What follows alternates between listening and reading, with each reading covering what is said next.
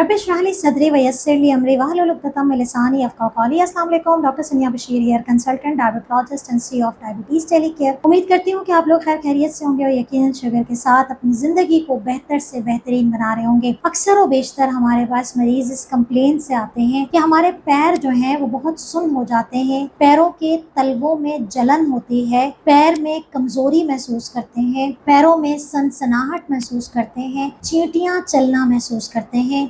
ये चीज़ हमें बड़ी परेशान कर रही है। तो आखिर इसका क्या इलाज है और इसकी क्या वजूहात हैं, आज इस वीडियो में हम डिस्कस करेंगे। अगर आप भी शुगर के पेशेंट हैं, इवन अगर आप प्री डायबिटिक भी हैं, अगर आपके साथ ये कंप्लेन हो रही है तो इस वीडियो को ज़रूर देखिएगा, क्योंकि बहुत सारी चीज़ें आपको इस वीडियो में ही पता चल जाएंगी। और उम्मीद है कि अगर ये सिम्टम आज आपको मौजूद है तो इंशाल्लाह अगली बार ये सिम्टम मौजूद नहीं होगा।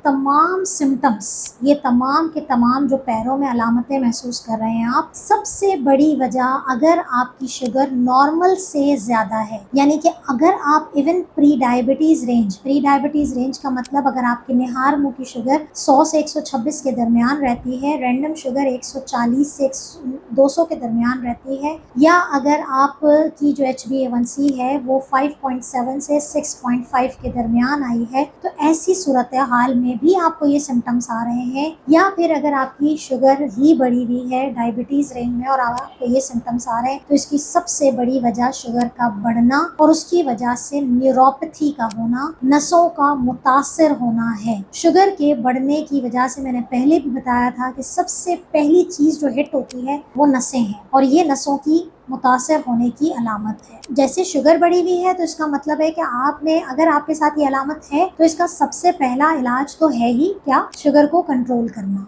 शुगर को कंट्रोल कैसे करना, उसके लिए हमेशा बताती हूँ कि अपने डॉक्टर से जाके कंसल्ट कीजिए, डिस्कस कीजिए, खुराक पे तवज्जो दीजिए, वर्जिश पे तवज्जो दीजिए। आप कहेंगे पैरों में दर्द होता है तो वर्जिश नहीं होती, बैठे बैठे वर्जिश कीजिए। बहुत ज़्यादा अहम बात है कि अगर आपके पैरों में ये तकलीफ हो रही है तो, और शुगर बढ़ी हुई है, और अगर आप कहीं ज़्यादा चल फिर नहीं सकते, तो सोलियस पुश, मैंने पहले भी वीडियो बनाई थी, इस पे हमें जो है ये आपके पैरों की सलामत को बेहतर कर देगा। लेकिन अभी यहाँ पर बंद नहीं करनी वीडियो, क्योंकि हमारे पास बहुत सारे ऐसे लोग हैं जिनकी शुगर कंट्रोल है लेकिन इसके बावजूद ये वाली अलामतें महसूस हो रही हैं। तो फिर क्या करें? तो देखें, अगर आपकी शुगर फिर भी कंट्रोल हो गई है, जब आप डॉक्टर के पास, जब हमारे पास मरीज आते हैं, तो फिर हम उनको न्यूरोपैथी यानी कि नसों के ठीक करने की दवा देते हैं। अक्सर लोग शुगर कंट्रोल भी नहीं कर पाते और ये वाली दवा का पता ही नहीं होता कि ये दवा इसलिए लिखी, और बहुत सारे डॉक्टर्स दवा नहीं भी लिखते। तो जब तक आप अपने डॉक्टर को पूरी बात नहीं बताएंगे, आप अपनी तकलीफ़ और परेशानी का जिक्र नहीं करेंगे, ये दवा ऐड नहीं, ये दवा ऐड होने से आपकी नसें मुतासिर ठीक हो जाती हैं।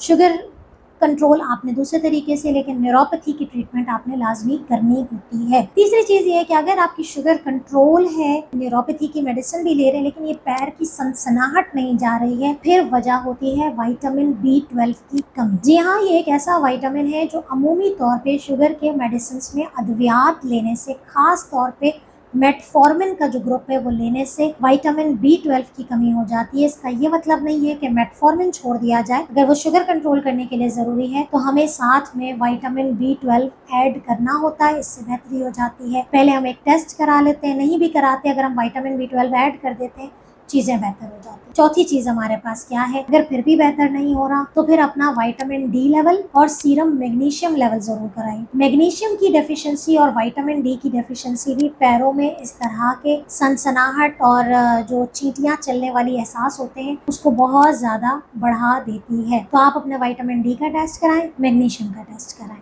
अगर ये सब भी बेहतर है, फिर आप अपने दूसरे टेस्ट करवाइए जिसमें लिपिड प्रोफाइल यानी कि कोलेस्ट्रॉल, कहीं ऐसा तो नहीं है कि जिस्म में कोई और रिस्क फैक्टर है जो कि आपकी नसों को मुतासिर कर रहा है, हाई ब्लड प्रेशर तो नहीं रहता आपको। ये भी बेसिकली नीचे आ जाते हैं कॉजेज, लेकिन फिर हमें रूल आउट करना पड़ता है, और जब तक ये सारे फैक्टर्स कंट्रोल में नहीं आते आपके पैरों की चीज़ें बेहतर नहीं होती। तो इलाज जो है वो यही है कि आपने चीज़ों को कंट्रोल करना है, न्यूरोपैथी से रिलेटेड जो मेडिसिन है वो अपने डॉक्टर से लिखवानी है। अपनी एक्सरसाइजेस पाँव की, खास तौर पे सोलियस पुश वाली एक्सरसाइज लाजमी करें, वॉक लाजमी करें, इससे आपकी सर्कुलेशन भी बेहतर होगी और नसें भी आपकी मुतासर नहीं होंगी। Last but not the least, अक्सर लोग पूछते हैं कि अगर मैं तेल का मसाज वगैरह कर लूँ या बाम लगा लूँ तो क्या इससे कोई नुकसान तो नहीं? नुकसान यूजुअली नहीं होता, लेकिन जो है वो इसको बेहतर ये है कि आप हल्का सा रब करें, और जैसे मैंने फुट केयर में सिखाया है कि ये उंगली के खलल से आप आखिर में ज़रूर ड्राई कर लीजिएगा, ये भी आप कर सकते हैं। और आप इसके ऊपर कोई बैंडेज भी लगा सकते हैं ताकि आपको सुकून आ सके, लेकिन असल चीज़ रूट कॉज है, तो इसको ट्रीट करें और अपनी ज़िंदगी को बेहतर से बेहतरीन बनाएं। अपना बहुत ख्याल रखिएगा, दुआओं में याद रखिएगा। अल्लाह हाफ़िज़।